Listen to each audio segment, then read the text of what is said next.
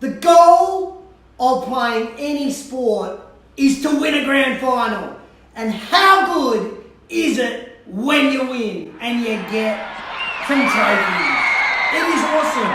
And it really doesn't matter whether the grand final that you're playing in is a sporting one and you walk away with a trophy, or the grand final is a sales pitch where you're trying to get some consultancy work, or whether the grand final is working with just an individual to make a sale, or whether the grand final as a leader is that you're working with your team to create change. Whatever we face in business, there's a great analogy between sport and business. And at the end of every sporting season, our goal is to win a grand final. That's the goal. At the end of business, there's a goal we want to achieve. And how do we do that? Well, yes, a good team certainly helps. Having the quality people certainly helps. A strategy will definitely help. And practice is the thing that will get you across the line. The key, whether you're talking a sporting team or a business team, is to execute the skills required under pressure. When you execute the skills under pressure, you will heighten the chances of winning, whether that be sport or whether that be business. When you execute the skills under pressure, you heighten your chances of winning. So our goal, whether we're coaching a sporting team wanting to win a trophy or winning a business competition, it's real simple. Set up scenarios, real scenarios, to practice, practice, practice. Set up scenarios, real scenarios, to practice, practice, practice those scenarios that will take place in the game you are about to play. Welcome, ladies and gentlemen, to JT in the Raw, show 164, where I chew the thin on business, and after 30 years in business, I have just a few thins to chew. And today's show is fresh off the bat of the Beecroft under-11s winning their grand final last week, picking up a couple of great little trophies along the way. And I want to share with you today how winning a grand final in sport, what the steps we went through to win this grand final, are exactly the same steps that you can go through when you're running your business, when you're pitching your product, whatever it may be. Watch and learn. Big shout out to those in the fitness industry that if you are thinking about some professional development, you need to get across to Dublin. If you're in Europe, head to Dublin to the URSA Congress. Alan Leach is holding a big party there in Dublin, so get across to there. And of course, San Diego, March next year. I was confirmed this week as a speaker there, which will be my 15th consecutive year speaking at URSA, which is pretty exciting. That's in March, and the early bird rates are about to close. And a big shout out also and thank you to the 20 Perfect team for having me as the MC at the launch of their product yesterday in Sydney. It was a great opportunity to see a brand new product coming in the fitness industry. Super exciting to see what they are going to do over the coming weeks, months and years. Let's talk about winning a grand final. You see, for me, sport is a great metaphor for business. Whatever we do in sport is broken down into different skills. The most recent sport that I'm coaching, netball, broken down to basic skills of passing, catching, and footwork. Passing, catching, footwork. Get that shit right and you've got a much better chance of winning the game. In business, the skills are critical. So in sales, some of the skills that you need to have is you need to be able to connect. You need to be able to do a needs analysis. You need to be confident doing a price presentation. These are basic skills if you're in sales. If you're in service, well, you need to be able to, a basic skill of service is being able to connect with the customer. The basic skills of service is that you need to be able to handle customers who might be upset. And the basic skills of being technical, whether it's a physiotherapist, whether it's a dentist, or whether it's a personal trainer, there are technical skills that you need. It doesn't matter whether we're talking sport or business, there are skills that we need. And I like to break down the ability to do these skills into 3 areas. And the first one is that we've got to teach the skill and then be able to refine that skill. So step 1 of skill development is learning it and refining it. So it becomes, it's quite a clunky skill. So if I'm teaching kids how to pass a ball at 10 years old, their skill to be able to catch and pass is clunky. It doesn't look beautiful. If I'm teaching someone how to kick a footy, they learn to kick a footy and it doesn't look sweet. It looks clunky. It doesn't look like an AFL kicker. It looks like a 10-year-old kicking because the skill set is different. So step 1 is whatever skill you are teaching in business, don't have the expectations that they're going to be a gold medalist the initial time you teach that skill. That's an unrealistic expectation on them and on you as the teacher. So therefore, lower that expectation because it's going to be a clunky skill. Step 2 of skill development is that we teach them to be able to do the skill without thinking about it. We teach the skill and then they practice it so well that they can do it without thinking. Now we call that they're unconsciously competent. So that clunky skill on step 1 is that they are very conscious of what they are doing and they're probably a little float between competent and incompetent. But by the time we get to step 2 in skill development, is that they become unconsciously competent. So they can just do it a whole lot more naturally. And if you look at age progression in sporting skills, when they're 8, 9, 10, they're rudimentary skills. When they're 11, 12, they start to now move into that unconscious competency. And then when they get to 13, 14, 15, they are totally in that unconscious competent space. And the same comes in business. When we're teaching someone to do sales, they're kind of consciously incompetent when we first teach them sales. When we start to first teach them about customer service, they're consciously competent, incompetent, conscious. And often as leaders, we quickly jump in and rescue them and therefore they don't learn. The beautiful thing about sport is they are out on the field and you as a coach cannot jump in and stop that learning process because they learn while they are playing. In business, we often jump in to stop or to help, we think we're helping, to help them, and then they lose that confidence. Step 3 in skill development is being able to do whatever skill it is under pressure, under fatigue. And so for me, with my netball girls, first up, I place a very high level of expectation on the girls. They may only be 10 years old, but I treat them like they're 12 or 13. So your sales team, they might be brand new in sales, but treat them like they're expert in sales. Because when we push them to learn skills, when we push their development, they get better. They get better in sales. When we're talking about customer service skills, when we push them that little bit harder, we have that little bit higher level of expectation, we push them up there. If we mollycoddle them, they don't get better. And I saw this at a netball level this year. I saw teams that were the same age as my girls last year not being able to do the same skills because they weren't pushed.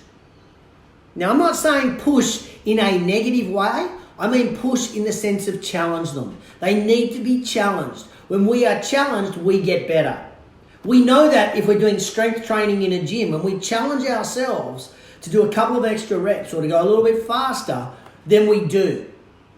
It's a challenge. We push ourselves. So step 3 of that skill development in our business is that we want to put people under pressure and under fatigue. Let me give you the scenario that we would do at netball. There are a couple of different ones.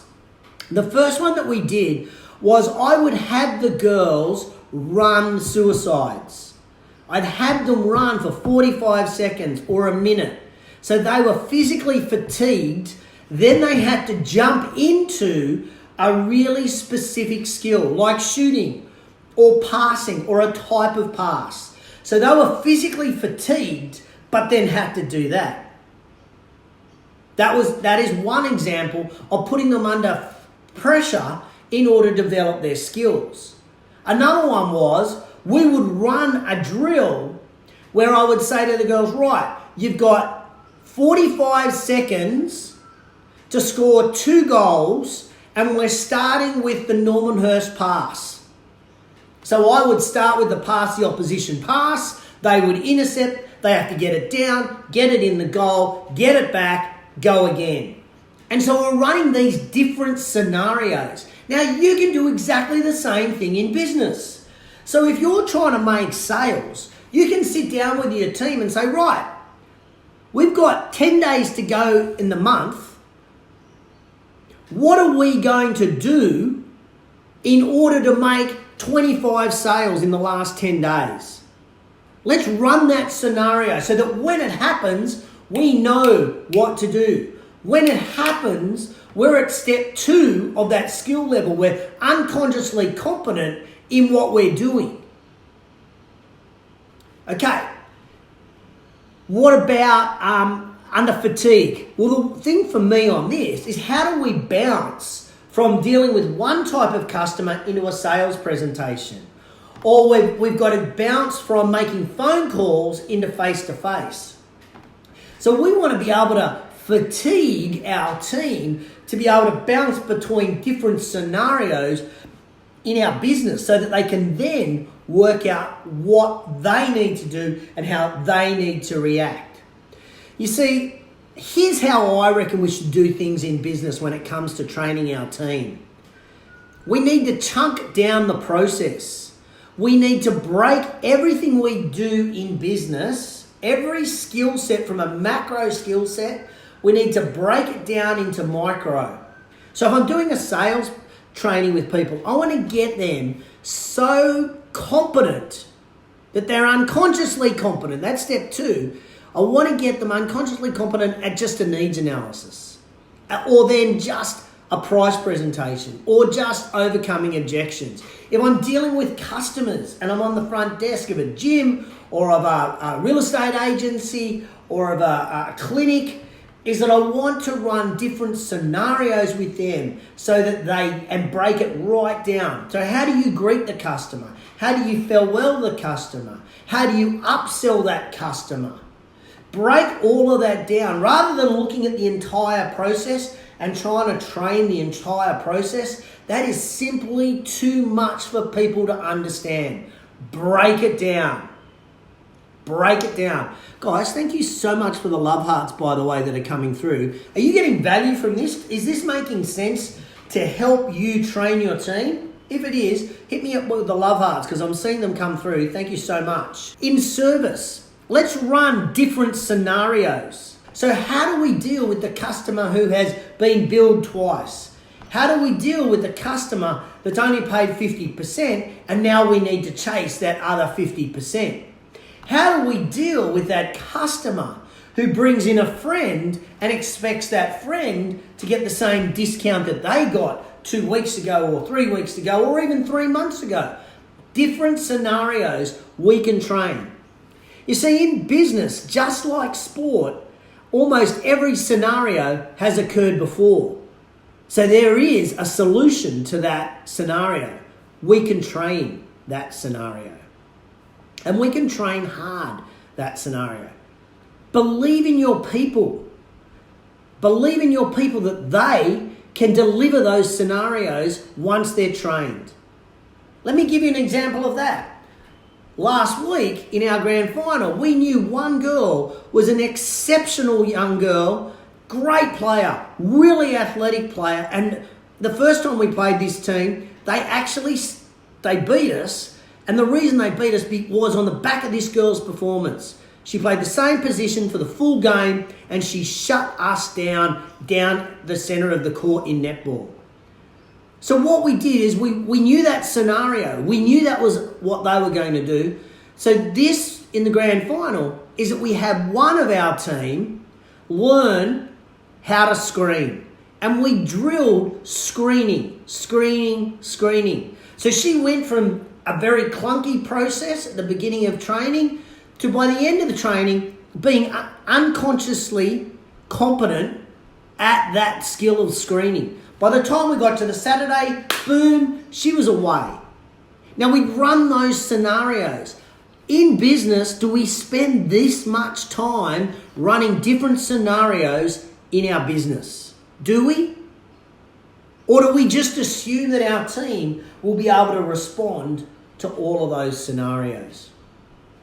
Ladies and gentlemen, the success in business is like any success in sport.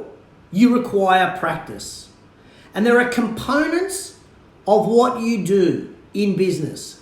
Your job as the leader in business, the leader of a team, whether it be a small business, a team, or a department, is to break down each of those skills and then practice those skills in different scenarios. Practice them so people become unconsciously competent at those skills. Then put them under the pressure of being under fatigue. Put them under pressure of having to bounce between left and right. Bounce between doing this task and then that task. That is how you become successful. Yes, ladies and gentlemen, winning a grand final is hard work. It doesn't come easy. Sometimes it helps if you've got the right team. But I can tell you there are a lot of teams out there that have won grand finals in sport across the world who had very average team. But they were brilliant at the basics. Brilliant at the basics. Sometimes it's the lucky hat or the lucky shirt that we wear. But generally it's the team that is brilliant at the basics. And the same happens in business. When your team is brilliant at the basics and unconsciously competent at the basics and can deliver those basics when they are completely under fatigue, stress, whatever it may be, when they can deliver that, ladies and gentlemen, means that you've got a great team and your team trusts each other because they've all worked together. Your success in business comes back to practice. How much time do you spend a week practicing? How much time do you spend practicing specific scenarios? Everybody hates role play. Yet when we're on a sporting field, we always role play. And that's what leads to teams winning. The teams that role play the most on a sporting field are generally the teams that win the most. You want to win in business, start role playing.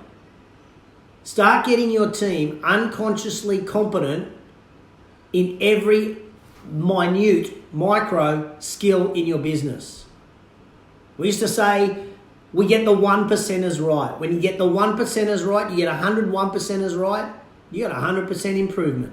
What are you doing, ladies and gentlemen? That's the challenge for you I want to give you.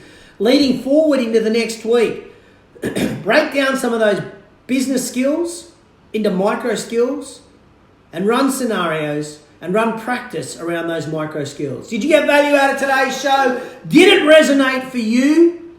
Did it resonate? JT The Raw Show 164, almost done. If you got any value out of the show, as always, I'd be really grateful if you tag anybody in the comments to check this out. But maybe there's somebody in the team who does training for you that needs to watch this show, that needs to understand the importance of those micro skills, and that they are unconsciously competent and you can deliver those under fatigue, stress, or duress. This week I am preparing a brand new keynote. Got a brand new keynote because I'm going to be opening the Anytime Fitness Conference next month. Been doing a little bit of work behind the scenes on it, but this next 7 days is when the pen hits the paper and I am writing the keynote. Ladies and gentlemen, you've been tuned in to JT and the Raw Show 164, where today we have talked a lot about skills, what it requires to win a grand final, using a grand final performance as a metaphor for business. As a metaphor for business. No, I don't drink coffee, JB, so it'll be a protein shake for me. Yeah. Step one of learning skills is that they will become rudimentary skills. They'll be clunky, they'll be ugly, but when you teach someone new skills, you've got to let them develop. Step two is that they can do those skills without thinking about it, so they become unconsciously competent at those skills. And step three is that they can do all of those skills under pressure, whether that be time pressure or fatigue. We can set scenarios up in our business to ensure that our team can come fully prepared for whatever is thrown in front of them. Ladies and gentlemen, quote of the week. Quote of the week is this: run the scenarios your team will face during a game and practice. Then run them again and again and again. Run the scenarios your team will face during a game and practice. Then run them again and again and again. Ladies and gentlemen, thanks for tuning in. JT and the Raw Show 164. Hope you got value out of it. If you did, hit me up with a love heart at any stage on the show, whether you're watching live or on replay. And if you know anybody that could benefit out of the show where we talk today about training our team in order to have maximum performance, please share the show. I will catch you on the flip side.